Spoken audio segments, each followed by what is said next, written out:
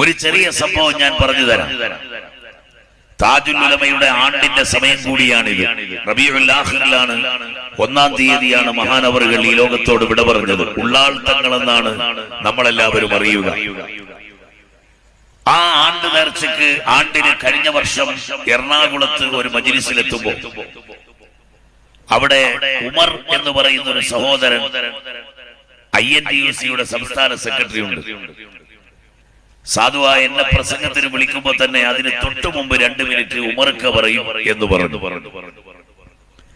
ഉമർക്ക് കയറി നിന്നിട്ടൊരു സംഭവം പറഞ്ഞു. ബഹുമാനപ്പെട്ട ഖുറാത്തങ്ങളുടെ ഒരു വിശേഷം, മറ്റൊന്നുമല്ല.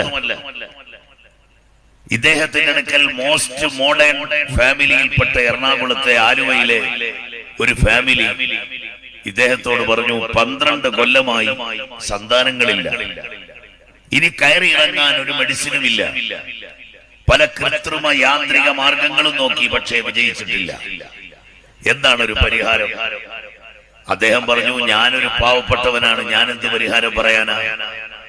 പക്ഷേ എനിക്കൊരു നല്ല സ്നേഹമുള്ള തങ്ങളെ അറിയാം, ആ തങ്ങളെ പറഞ്ഞു തരാം, നിങ്ങൾ അദ്ദേഹത്തിനോട് പറഞ്ഞാൽ മതി എന്ന് പറഞ്ഞു.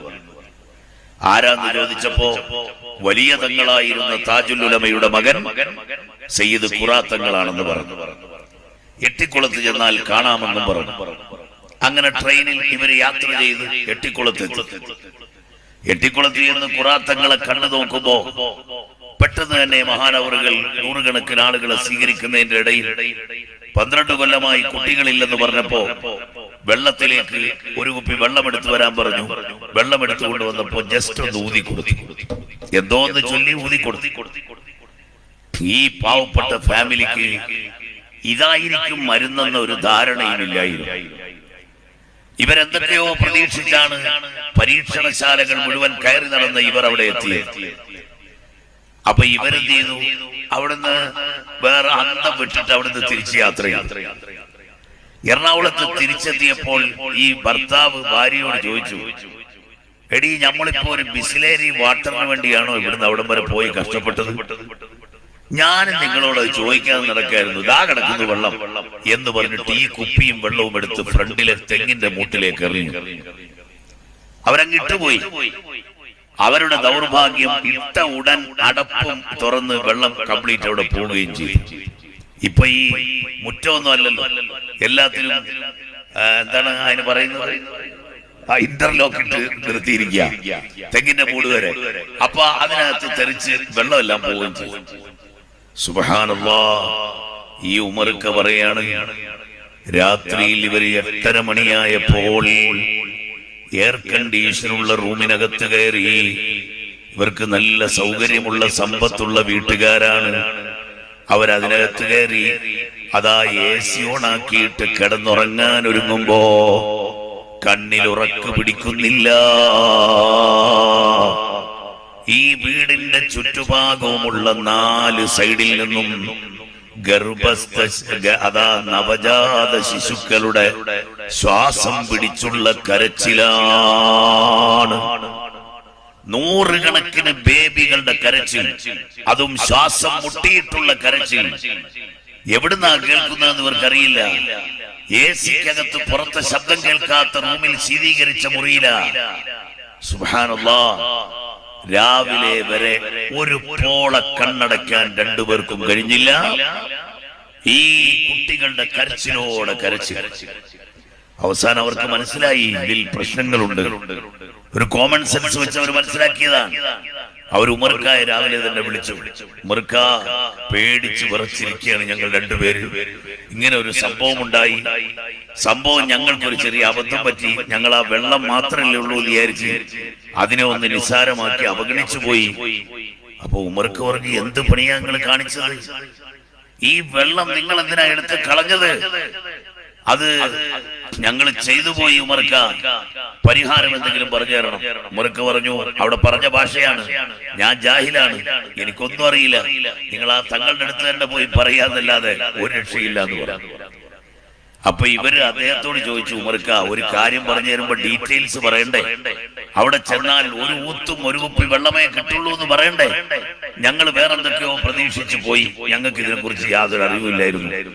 നിങ്ങൾ ഈ വിഷയം തന്നെ അറിയാതെ പറ്റിപ്പോയതാണെന്ന് അവിടെ ചെന്ന് പറഞ്ഞാൽ മതി എന്ന് പറഞ്ഞു. രണ്ടാമത് എട്ടിക്കുളത്തേക്ക് ഇവർ പോയി. മഹാനായ തങ്ങളവറുകളെ കണ്ടിട്ട് പറഞ്ഞു, അന്ന് വെള്ളം മന്ത്രിച്ചെന്ന് ഞങ്ങൾ അറിയാതെ എടുത്ത് കളഞ്ഞുപോയി. എന്ത് പണിയാ നിങ്ങൾ കാണിച്ചത്? എന്റെ ഉപ്പ താജുൽ ഉലമ ഇജാസത്ത് എന്ന പരിശുദ്ധ ഖുർആനിൽ നിന്നുള്ള ശിഫാഇനുള്ള ആയത്തുകളല്ലേ, അല്ലെങ്കിൽ അതല്ലേ ഞാൻ മന്ത്രിച്ചത്? എന്തിനാണ് എടുത്തു കളഞ്ഞത്? എന്തായാലും എന്റെ അടുത്ത് ചോദിച്ചിട്ടൊന്നും കാര്യമില്ല, ഞാൻ പൊരുത്തപ്പെടാതിരിക്കാൻ പറ്റുകയുമില്ല, പടച്ചവനോട് ചോദിച്ചാൽ മതി എന്ന് പറയും. അപ്പൊ ഇവർക്ക് തോന്നി പടച്ചവനോട് ചോദിക്കൽ ഇച്ചിരി എളുപ്പമുള്ള കാര്യമാണ്, ഇവർക്ക് അത്രേ മനസ്സിലായുള്ളൂ. എന്തായിരുന്നാലും സാധുക്കളാണ്, അവരെ കുറ്റപ്പെടുത്തിയിട്ട് കാര്യമില്ല. അപ്പൊ അവര് അവസാനം അവിടെ നിന്ന് കരഞ്ഞ് പറഞ്ഞിട്ട് ലാസ്റ്റ് പറഞ്ഞു, ഒരു കുപ്പി വെള്ളവും കൂടെ അവിടെ നിന്ന് മന്ത്രിച്ചു തരണം, അതിപ്പോ വേണ്ട, ഇനി അടുത്തൊരു തവണയാകാം. ഇത് ഖുറാത്തങ്ങളുടെ ശൈലിയേ അല്ല, അടുത്ത തവണയാകാമെന്ന് പറയൽ. നമ്മൾ ഖുറ എന്ന് പറയുന്ന ഈ ഖുറ എന്താന്ന് നിങ്ങൾക്ക് അറിയോ? കർണാടകയിൽ മഹാനഗറിൽ ഇരിക്കുന്ന ചെറിയ പള്ളിയും മദ്രസയും ഉള്ള ഒരു കേന്ദ്രം.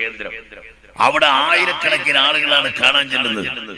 നമ്മൾ ഇവിടുന്ന് തിരുവനന്തപുരത്ത് നിന്ന് വണ്ടിയൊക്കെ കയറി അവിടെ ചെന്നപ്പോ തങ്ങളെ അന്വേഷിച്ചപ്പോ തങ്ങൾ അവിടെ ഇല്ല, എവിടോ പരിപാടിക്ക് പോയി, അല്ലെ ഗൾഫിൽ പോയി എന്ന് കേട്ടാൽ എത്ര വിഷമം വരും. ഇത് മനസ്സിലാക്കിയിട്ട് തങ്ങള് അവിടെ ഒരു ഹൗദിലുള്ള വെള്ളം മന്ത്രിച്ചിട്ടിരിക്കുക. ആളുകൾക്ക് വെള്ളം അത് ശിഫാഇനെ എടുത്തുകൊണ്ട് പോകാം. അത്ര വിശാല സ്വാതന്ത്ര്യം കൊടുത്ത തങ്ങൾ ഇപ്പൊ വെള്ളം മന്ത്രിപ്പിക്കേണ്ട, അടുത്തൊരു തവണ ആകട്ടെ എന്ന് പറഞ്ഞ് അവരെ തിരിച്ചയക്കണമെങ്കിൽ ഒരു വല്ലാത്ത ക്രാന്ത ദർശിത്വം ആ മഹാനിലുണ്ട് എന്ന് നാം മനസ്സിലാക്കണം. അതുകൊണ്ട് നമ്മുടെ വിഷമത്തിന് എന്തെങ്കിലും ഒന്ന് പറഞ്ഞുപോയി എന്നിട്ട് എന്തെങ്കിലും ആയിപ്പോയാൽ സുബ്ഹാനല്ലാഹ് നമുക്ക് ബുദ്ധിമുട്ടാണ്. കാരണം അവരൊക്കെ വലിയ മഹാന്മാരും വലിയ സാദാത്തുക്കളും അതുപോലെ താജുൽ ഉലമയെ പോലെ മൂർച്ചയുള്ള ആർജവമുള്ള മുസ്ലിം ഉമ്മത്തിന്റെ നേതൃത്വത്തിന്റെ മകനുമാണ്. പിന്നെ ഇവിടെ ഇരുന്നുകൊണ്ട് പറഞ്ഞല്ലോ, എന്തിനാ ഈ 9 മാസം ആശുപത്രി സിയാറത്ത് ചെയ്യുന്നത്? എത്ര ക്രിട്ടിക്കൽ സ്റ്റേജിലും ഞാൻ സാധാരണ പറയാറുള്ള ഖുറാത്തങ്ങൾ നിങ്ങൾ ഫോൺ ചെയ്യേണ്ടതാണ്. കാരണം ഫോൺ ചെയ്താൽ ആശുപത്രിയിൽ സിസേറിയന് വേണ്ടി ഹോസ്പിറ്റലിന്റെ ഓപ്പറേഷൻ തിയേറ്ററിലാണെന്ന് പറഞ്ഞാലും തങ്ങൾ പറയും ചെയ്യാൻ അനുവദിക്കില്ല.